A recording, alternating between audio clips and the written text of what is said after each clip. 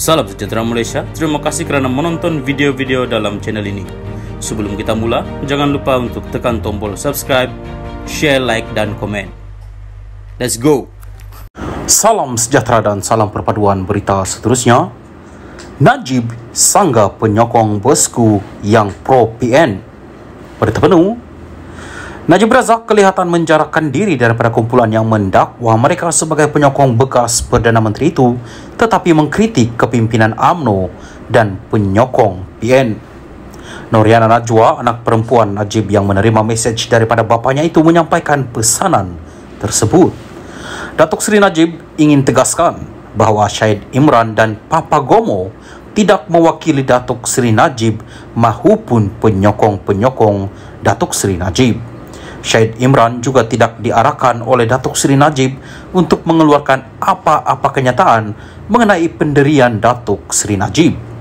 Datuk Seri Najib sudah berada dalam penjara hampir setahun dan tidak adil bagi Syed Imran atau mana-mana individu lain untuk tunggang atau mempergunakan nama Datuk Seri Najib, katanya pada hantaran di Facebook hari ini.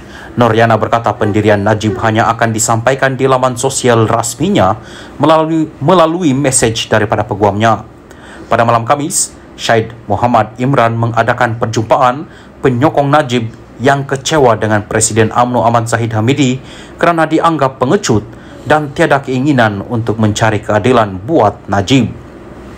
Syed Muhammad Imran juga menuduh Zahid secara berterusan menggunakan mereka untuk sokongan dengan menggunakan nama Najib.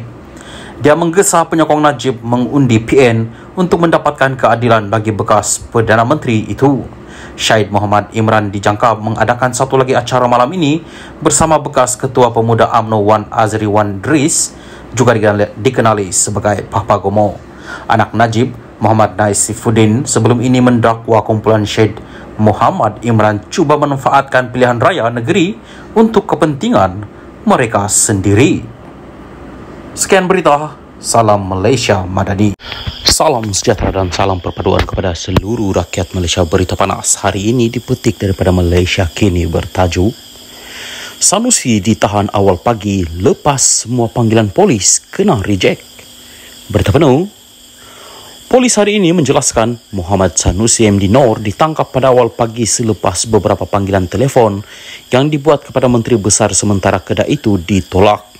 Menurut Ketua Polis Negara Razarudin Hussein, pihak berkuasa pada awalnya meminta bantuan kepada Kedah semalam, namun ahli politik terbabit didapati tiada di negeri itu.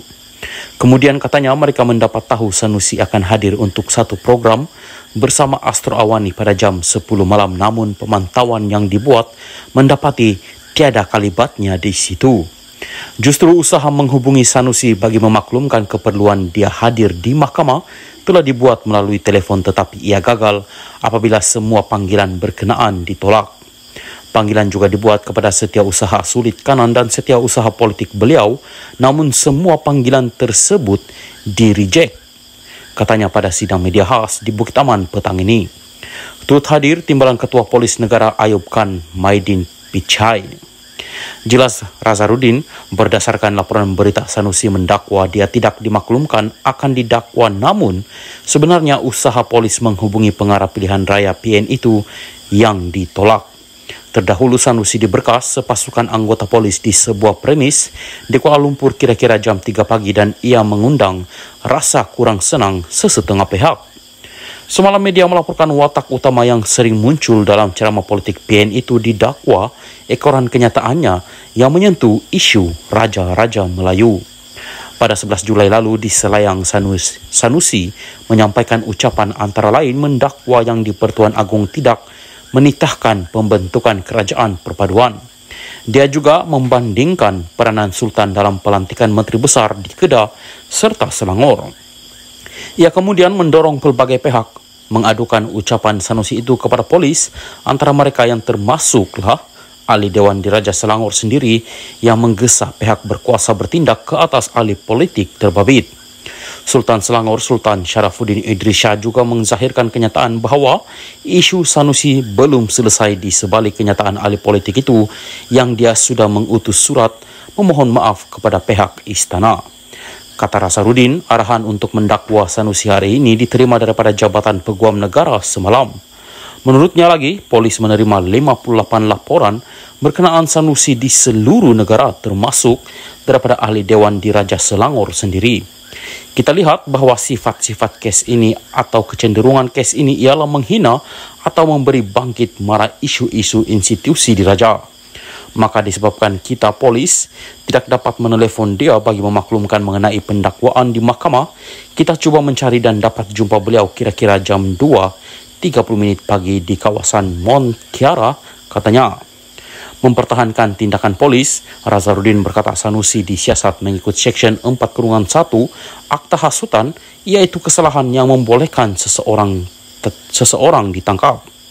Sebenarnya kalau tanya saya, polis boleh tangkap dia bila-bila masa, tetapi kami juga ada budi bicara kami.